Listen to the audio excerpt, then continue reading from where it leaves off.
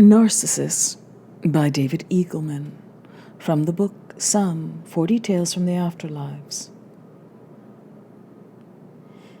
In the afterlife, you receive a clear answer about our purpose on the earth.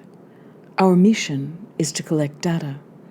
We have been seeded on this planet as sophisticated mobile cameras. We are equipped with advanced lenses that produce high-resolution visual images, calculating shape and depth from wavelengths of light. The cameras of the eyes are mounted on bodies that carry them around, bodies that can scale mountains, spelunk caves, cross plains. We are outfitted with ears to pick up air compression waves and large sensory sheets of skin to collect temperature and texture data. We have been designed with analytic brains that can get this mobile equipment on top of clouds, below the seas, onto the moon. In this way, each observer from every mountaintop contributes a little piece to the vast collection of planetary surface data. We were planted here by the cartographers, whose holy books are what we would recognize as maps. Our calling is to cover every inch of the planet's surface. As we roam, we vacuum data into our sensory organs, and it is for this reason only that we exist. At the moment of our death, we awaken in the briefing room. Here, our lifetime of data collection is downloaded and cross-correlated with the data of those who have passed before us. By this method, the cartographers integrate billions of viewpoints for a dynamic, high-resolution picture of the planet. They long ago realized that the optimal method for achieving a planet-wide map was to drop countless little rugged mobile devices that multiply quickly and carry themselves to all the reaches of the globe. To ensure we spread widely on the surface, they made us restless, longing, lusty, and fecund.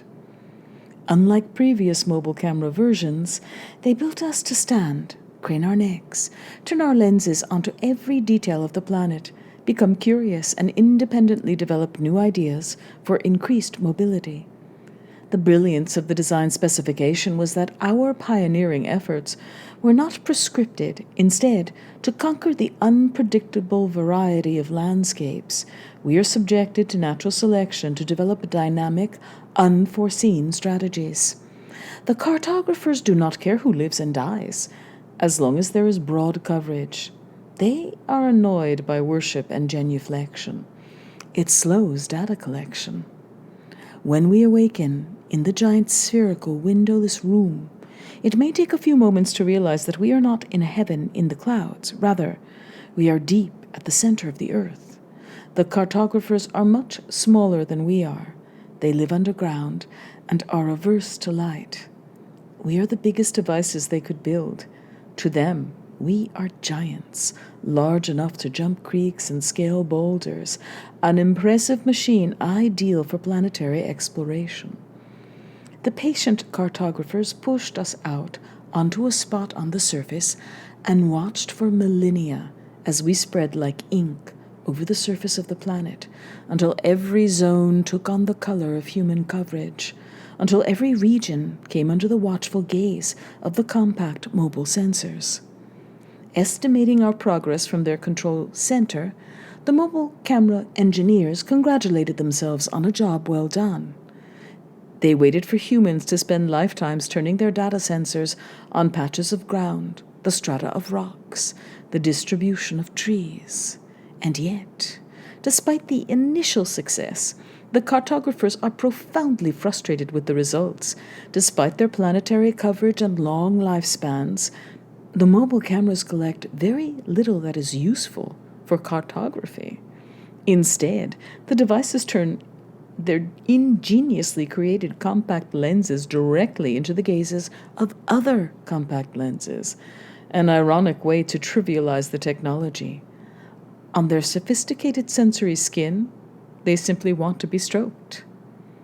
The brilliant air compression sensors are turned toward the whispers of lovers, rather than critical planetary data. Despite their robust outdoor design, they have spent their energies building shelters into which they cluster with one another. Despite good spreading on large scales, they clump at small scales. They build communication networks to view pictures of one another remotely. When they are apart, day after day with sinking hearts, the cartographers scroll through endless reels of useless data. The head engineer is fired. He has created an engineering marvel that only takes pictures of itself.